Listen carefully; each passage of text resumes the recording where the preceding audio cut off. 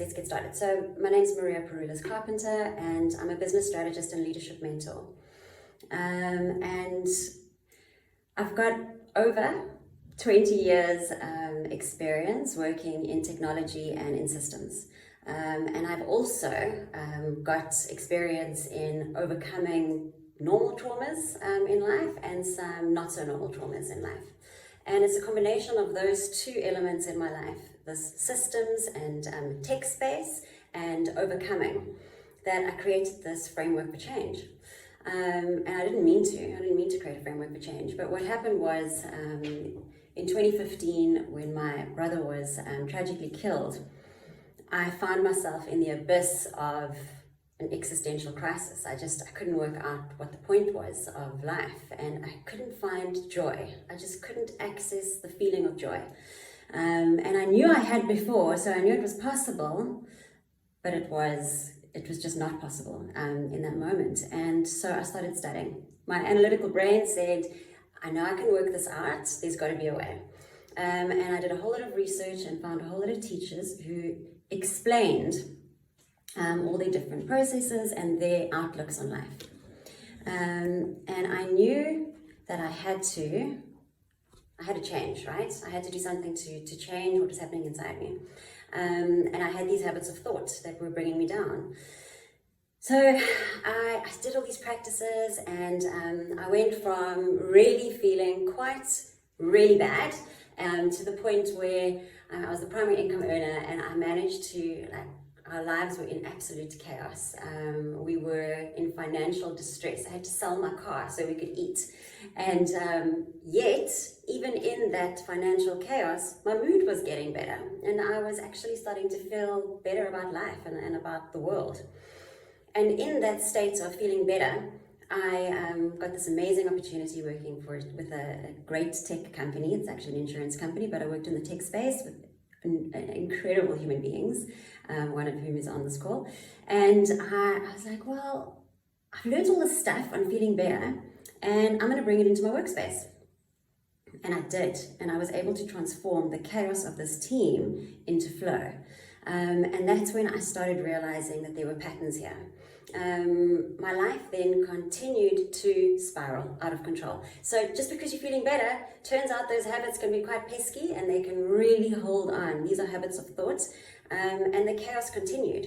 And this made me study even more. I was like, come on, there's got to be an answer here. Like, these dudes sitting on mountaintops in the Himalayan mountains, they're saying that there is hope and there is joy and there is love. Why can't I get it? I mean, I'm just like them. They've got 2 eyes, 2 ears, 2 arms, so do I. What am I doing wrong? I've got to find the answer. And I did find the answer.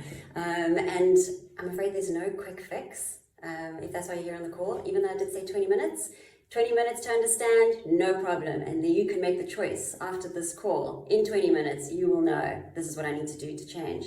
But what happened for me and what transpired was, as I went through the process and I started feeling better, there were still times where I uncovered a whole lot of shadows. So I'm sure a lot of you have heard of the concept and the term shadow work. Well, it's true. It exists. Okay, so shadow work is when you uncover these thoughts and these things about yourself, these behaviors that are stopping you from living this life of joy and fulfillment.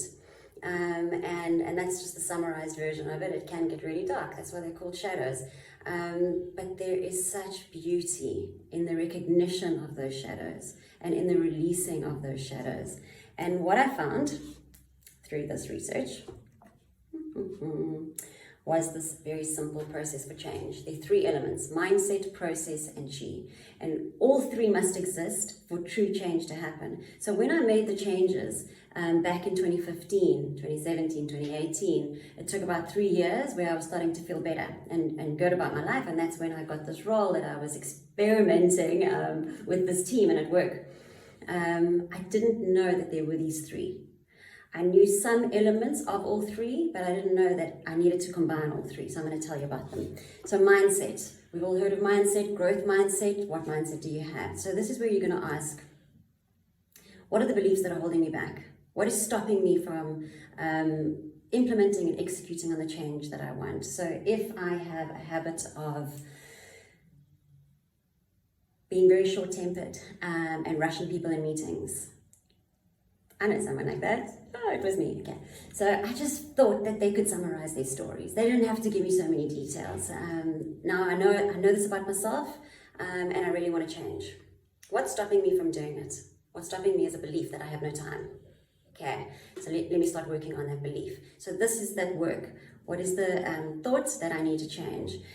And this is impacted by your thoughts and beliefs, your expectations, and your nervous system. This was such a big surprise for me. And if it is for you right now, I'm so excited for you, because this is like, it's just revolutionary, the nervous system. So we understand that our mindset, we've got a thought. We watch Tony Robbins and he's like, change your thoughts, change your life. It's going to be amazing. You can do this. Yes, yes, yes, that's great. But what most of us, or a lot of us, don't understand is that your thoughts are impacted by your state of being. So the environment of your body, this system, there is a state of being in this system. And my thoughts and emotions emerge from the state of being. So there is a wonderful teacher, his name is Joe Dispenza. So he says thoughts are the language of the mind, and emotions are the language of the body. So this is where it gets super interesting.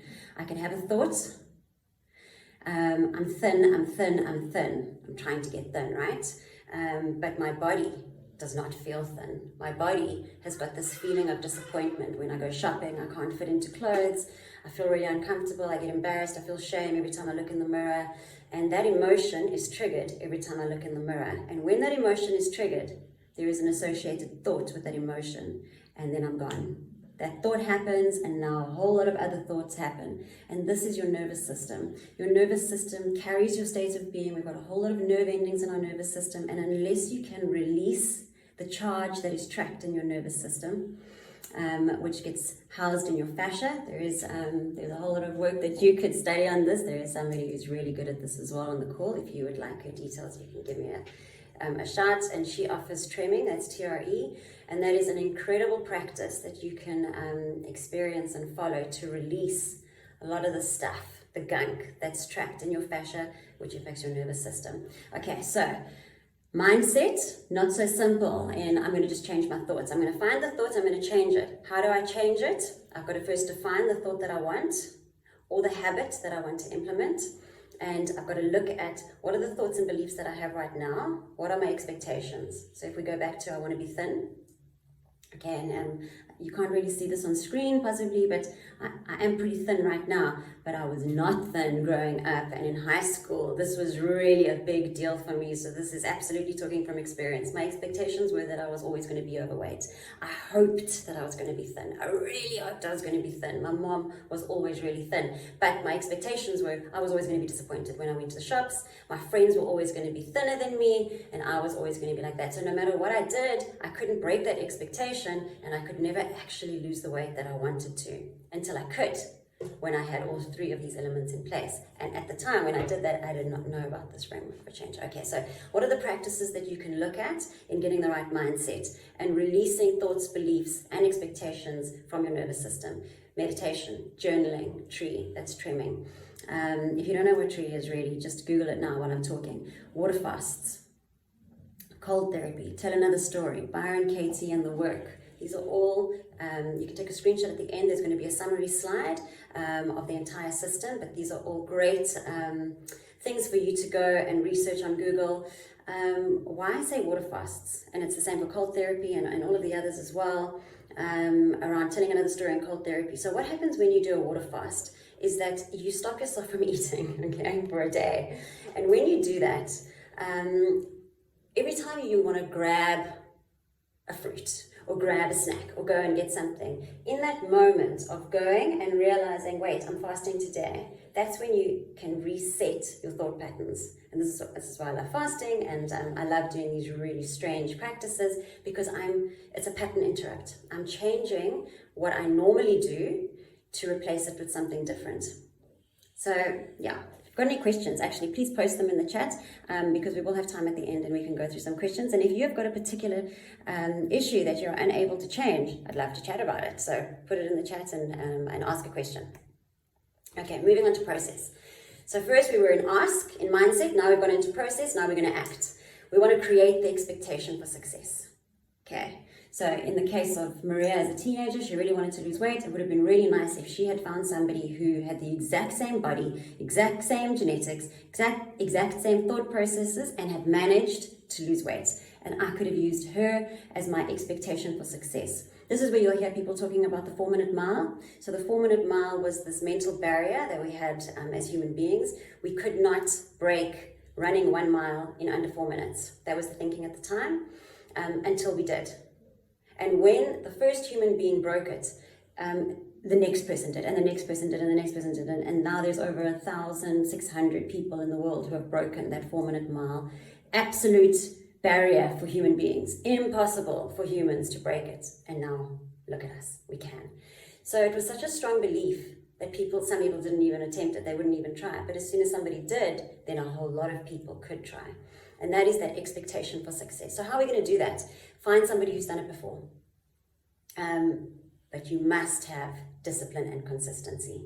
So yes, you're going to find somebody who's done it before, and so that gives you the permission. I've got now the permission to go and do what I really want to do. I know that I want to change. I want to find somebody who's already living in the existence, in that to-be state of what I'm desiring and what I really want to be. I'm going to find that person and I'm going to follow them, or I'm going to ask them to help me. And that is your mentor. I also need help with my discipline and consistency though. This is my nemesis, discipline and consistency. It just doesn't come naturally to me. It's just not my vibe. Whereas my husband, it's totally his vibe. And so he is my accountability coach. When it comes to cold therapy, I hate it. I hate it so very much, okay? So,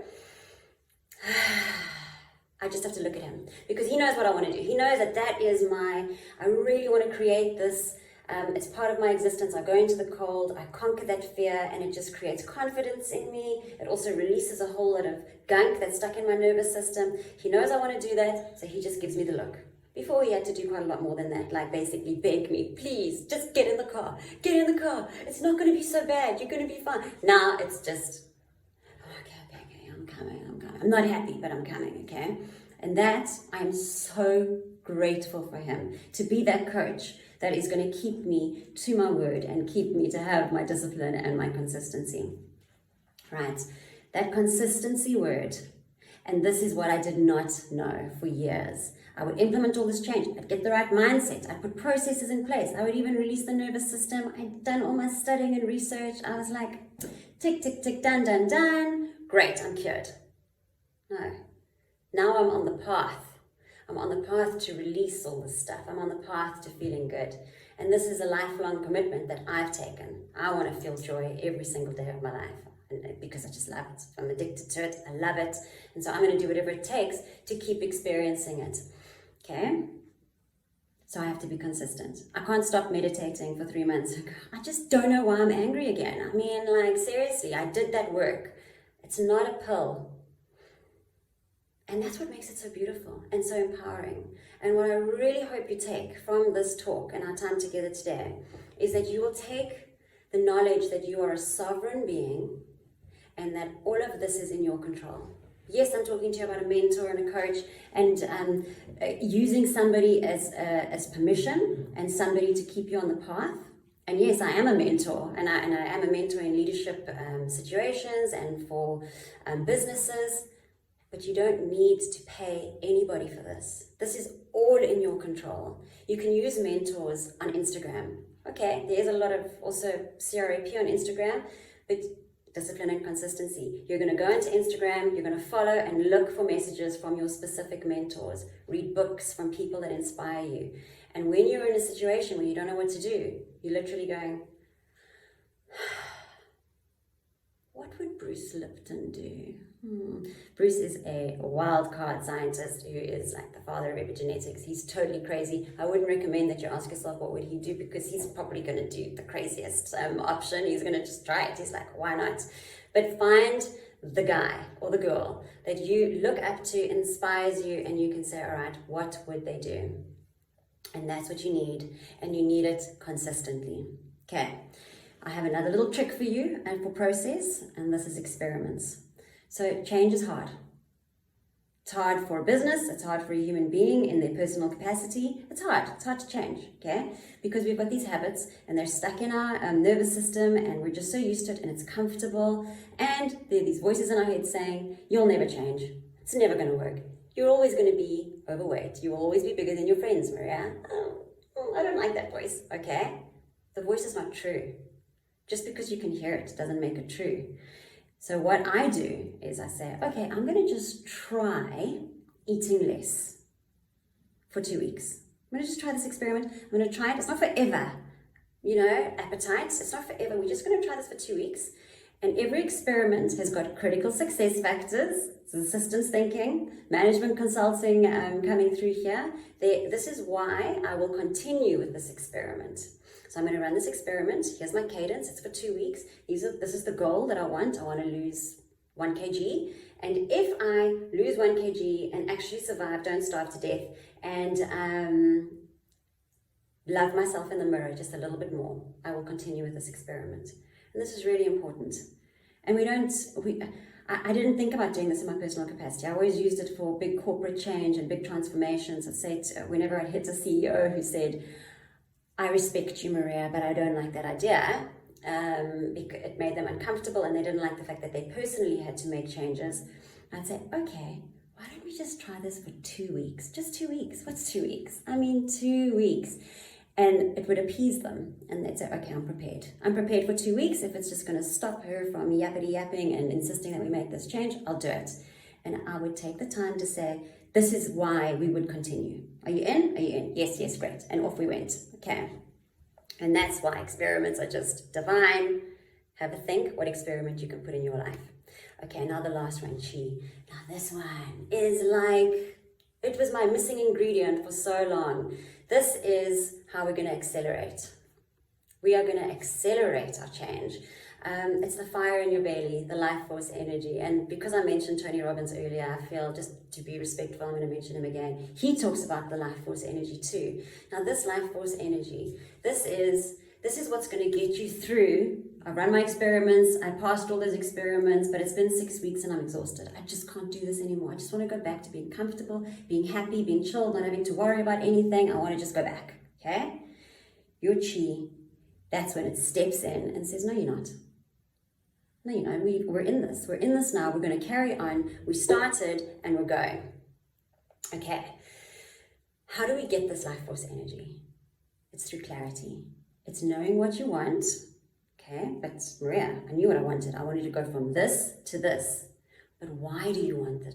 Why do you want the change?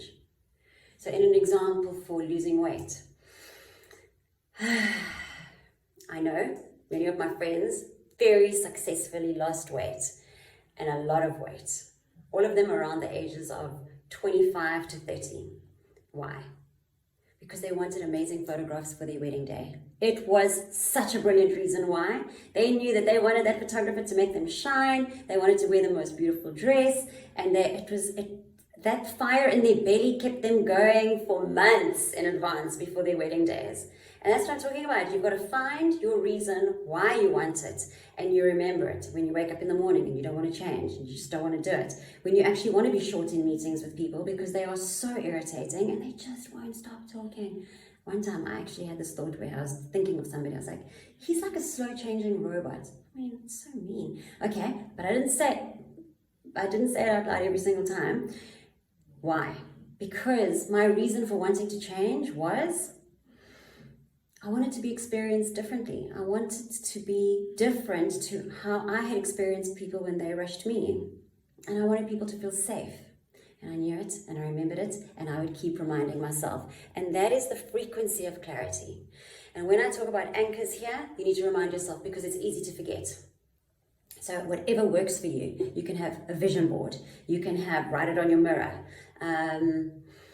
You can have jewelry. I have this ring that I bought from Egypt, and this ring signifies or represents Sekhmet, the goddess of Sekhmet, and she believed and she taught that anger must be released. Don't be ashamed of your anger. Let it out. And it reminds me, release, don't suppress. It doesn't mean let it out on other people. It reminds me that anger is okay and my anger is okay, and I don't have to be ashamed of being angry.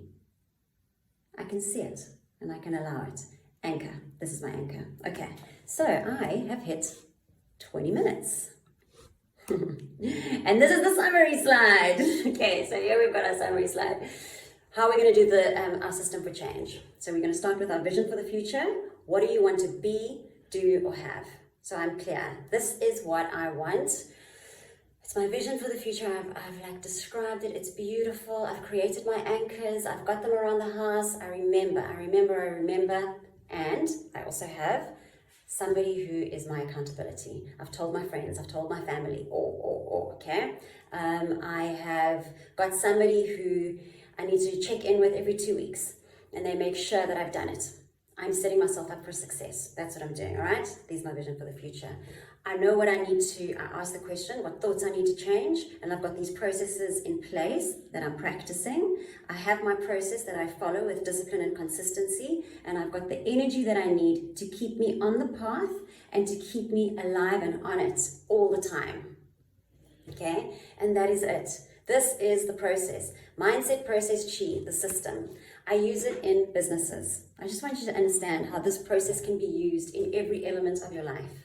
So what thoughts do I need? What process can I put in place to make sure that I keep this going? And why do I want it? So that even when I don't actually give a shit what thoughts I want, I don't give a shit what this process that I've got in place and my accountability, when that happens, I've got my chi, my life force energy, and that is just going to keep this fire going all the time. If one of those is missing, it's very difficult.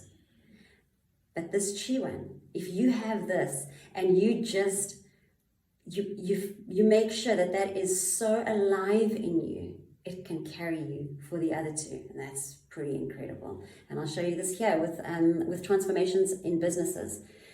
I'm sure you've all seen this before. If you haven't, it's a very straightforward plan. 1, work out the goal. 2, plan. 3, do. 4, review. 5, what can we do better?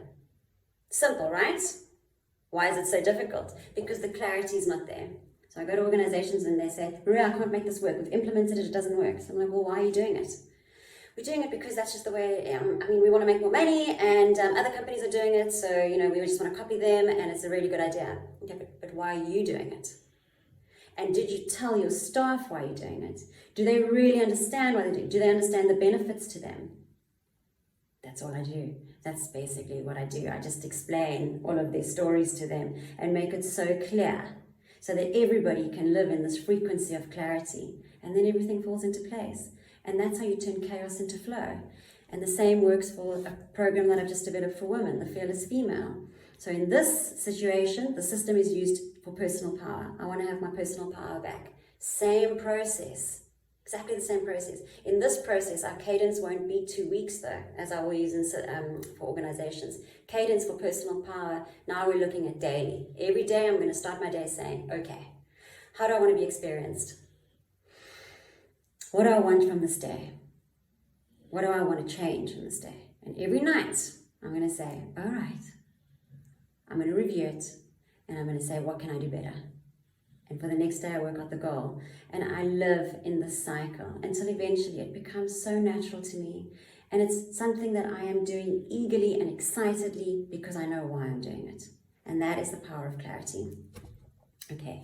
I am going to stop sharing and ask if there are any questions.